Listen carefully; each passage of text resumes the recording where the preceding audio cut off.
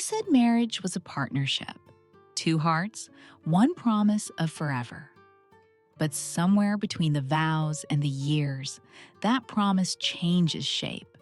She gives everything, her love, her time, her body, her peace, while he quietly collects the comfort, the power, and the freedom she lost.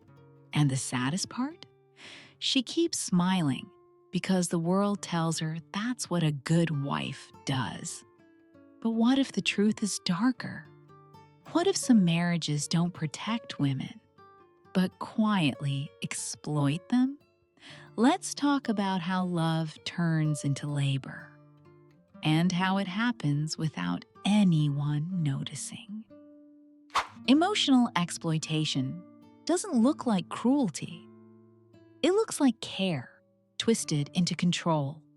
It's when love becomes a leash, when her empathy is turned into obligation, when every tear she sheds becomes proof that she's too emotional instead of proof that she's in pain. Financial exploitation is quieter, but just as deadly. It starts with kindness that feels safe. Don't worry, I'll handle the bills. You don't need to work. I'll take care of you. But slowly, that comfort turns into captivity. Every dollar becomes permission. Every expense becomes a negotiation. And before she realizes it, she's living in a home she helps run, but no longer owns her freedom inside it. This kind of control doesn't arrive with shouting or threats.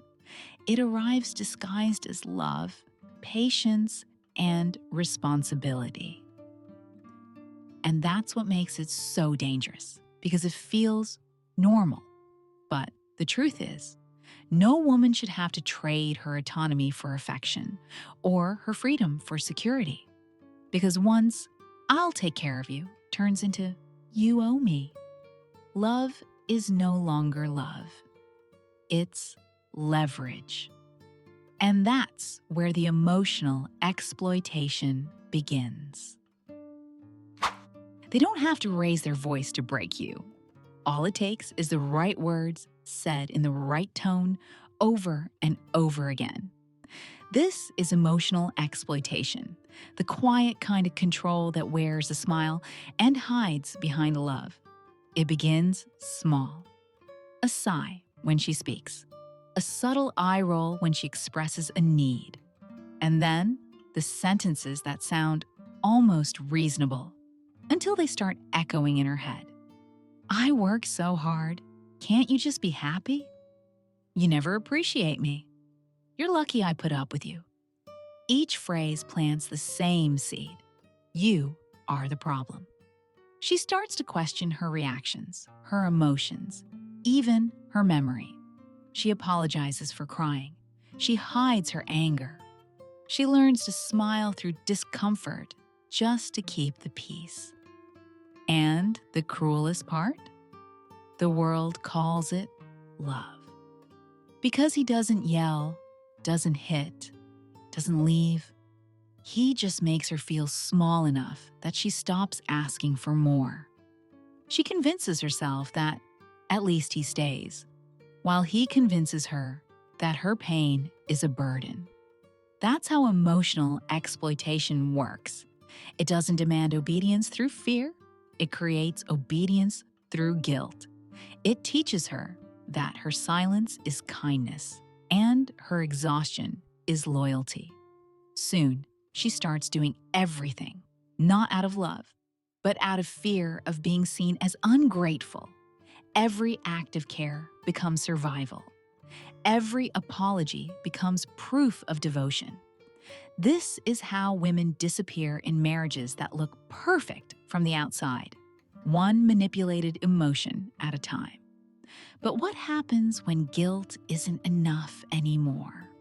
When control moves beyond the heart and into her wallet, her choices, her life? That's when emotional exploitation evolves into something far more dangerous: financial control. They call it security. But for many women, it becomes the softest kind of cage, built not with locks and walls, but with love and money. This is financial exploitation, the silent power play that hides behind protection. It starts with what sounds like care. You don't have to work. I'll take care of everything. And for a while, it feels safe. She can rest, she can trust, but slowly, safety starts to look a lot like surrender. She stops making financial choices. She asks before buying things she once purchased freely. She hides receipts like secrets. And one day, she realizes she doesn't even know how much money they have. That's how it happens. Quietly, gently, disguised as love. He says it's our money, but every decision is his. He says she's bad with finances, but never lets her learn. And when she tries to talk about independence, he reminds her of everything he's done for her. As if love is a loan she must repay forever. It's not greed that keeps her there, it's fear. Fear of not surviving alone. Fear of being labeled ungrateful. Fear of starting from zero. Because when someone controls your money, they control your options. And when they control your options, they control your life. Financial exploitation doesn't always come with shouting or cruelty. Sometimes it comes with a smile, a kiss on the forehead, and a quiet, "Don't worry, I've got this." But behind those words lies the message she's meant to absorb. You can't exist without me. That's not love. That's ownership disguised as care. And when love becomes a financial leash, freedom becomes a dream she can't afford. But this imbalance doesn't stop at money. It's reinforced by something deeper. A system that praises her sacrifice while excusing his control. And that's where the double standard begins. The invisible rulebook that tells her how to serve, but never how to survive. They call it love when she gives everything, and duty when he gives the bare minimum. This is the double standard, the invisible rulebook that rewards men for existing and applauds women for enduring. She's expected to sacrifice her body, her dreams, her peace, and it's called devotion. He goes to work and he's a provider. She works, cooks, cleans, mothers, and it's just what wives do. When she asks for help, she's nagging. When she's tired, she's lazy. When she speaks up, she's disrespectful. And when she stays silent, she's cold. No matter what she does, the story is written against her. If she puts herself first, she's selfish. If she doesn't, she's invisible. She can't win because the game was never designed for her to. And still, she gives. She bends herself until she breaks, believing one day he'll notice. He'll care, he'll finally say, "You've done enough." But that day rarely comes. Instead, she's met with quiet entitlement, the kind that believes her love is endless, her energy renewable, her loyalty guaranteed. And here's the truth nobody says out loud. The world doesn't collapse when a man forgets to love his wife. But a woman's world shatters when she forgets to love herself. That's how emotional exploitation hides in plain sight, behind expectations dressed up as tradition. It teaches her to give without limits, to serve without question, and to smile through exhaustion. But no woman can pour from an empty heart forever. Eventually, the silence, the imbalance, the unseen effort, it begins to hollow her out. And what starts as duty slowly turns into emotional depletion. That's when something deeper begins to shift. Not just her mood, but her entire sense of self. And to understand that transformation, we need to look at what happens inside her mind, where exhaustion becomes confusion and love turns into survival. She doesn't stay because she's weak. She stays because she's been trained to believe that leaving means failure and enduring means love. This is the psychology behind exploitation, the invisible conditioning that rewires a woman's sense of worth. Psychologists call it learned helplessness. It's what happens when you've been told over and over that your feelings are too much, your dreams are unrealistic, and your independence is selfish. At first, she argues, she fights back. But every time she's dismissed, every time she's told, you're overreacting, or stop being dramatic, something inside her begins to shrink. She starts to question her instincts, then her judgment, then her sanity. Until one day, she stops questioning anything at all. It's not weakness. It's survival. When every act of control is disguised as care, the brain learns to confuse comfort with safety. She tells herself, at least he doesn't yell. At least he provides. But what she's really saying is, at least I know the rules of this cage. Her nervous system adjusts.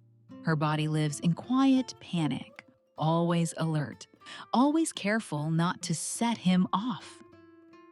She calls it peace, but it's just exhaustion that has learned how to smile.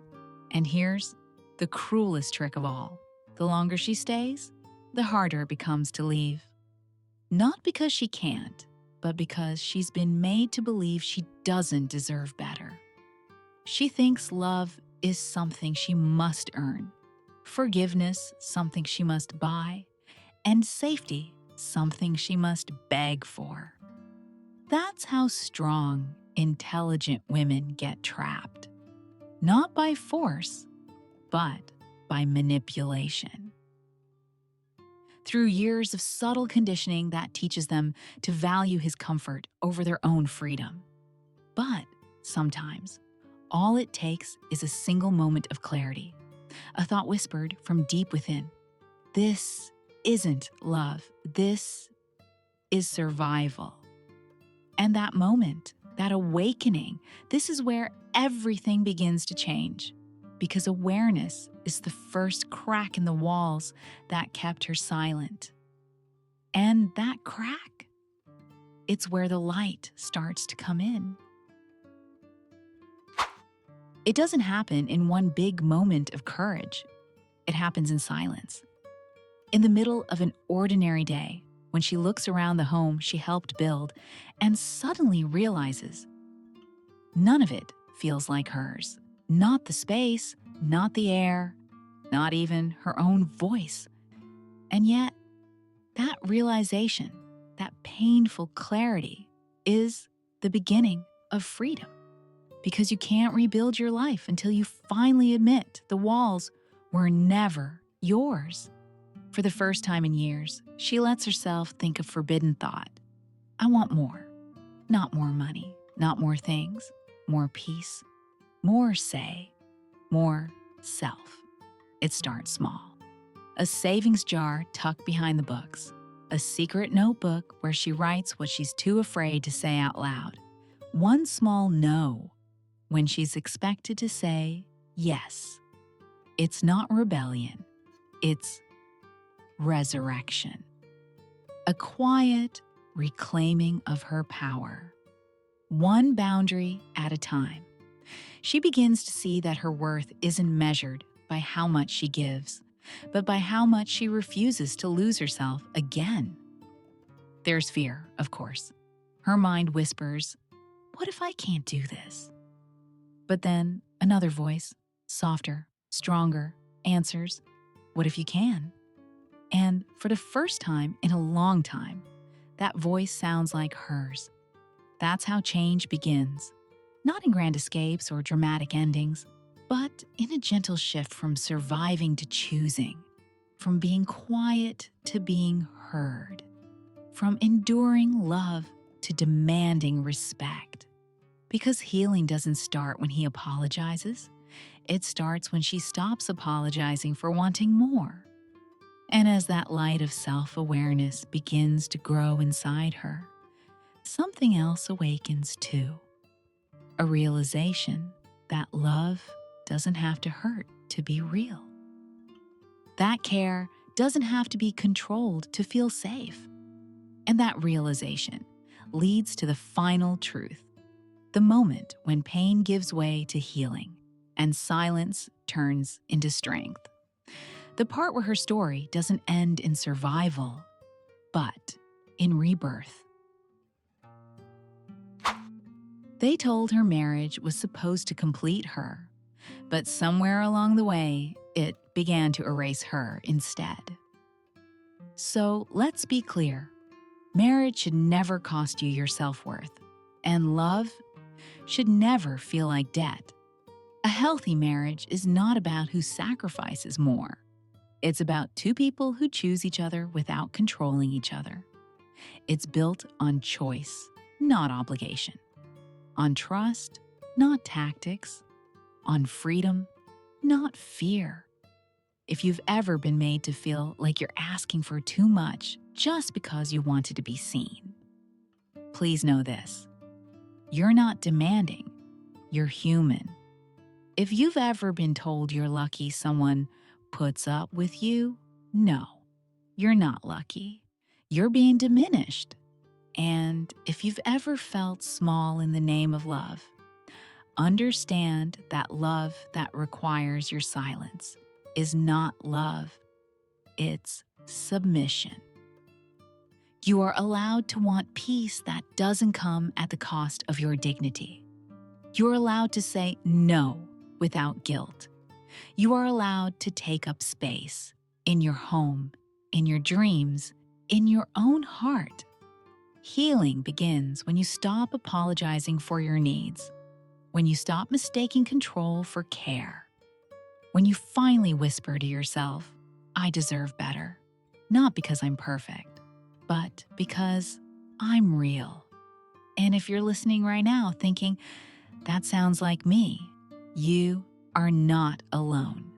You don't owe anyone your silence. You don't have to earn basic respect. You don't have to prove your worth through endless giving. You have the right to be heard, to be seen, and most importantly, to be safe. Because love isn't supposed to drain you. It's supposed to hold you. It's supposed to remind you that you matter, even when you're not serving, fixing, or pleasing. And maybe tonight, this video isn't just a story about exploitation. Maybe it's a mirror, a gentle reminder that your heart still knows the difference between love and control, even if your mind has been taught to forget. So take this as your sign, the moment to start coming back to yourself. One boundary at a time. One act of self-respect at a time. One quiet decision to stop shrinking for someone else's comfort. And if this message reached you, even in the smallest way, I want to hear from you. Tell me in the comments what part of this video hit you the hardest, because your words might be the light someone else needs to find their way out. And if you believe, truly believe, that love should heal, not exploit, then click like, share this video with someone who might need to hear it today, and subscribe for more stories about emotional truth, healing, and self-worth. Because healing begins with awareness and continues when we stop suffering in silence. You don't owe anyone your silence. You owe yourself a voice. And this is where you start using it. My love, my partner, my everything.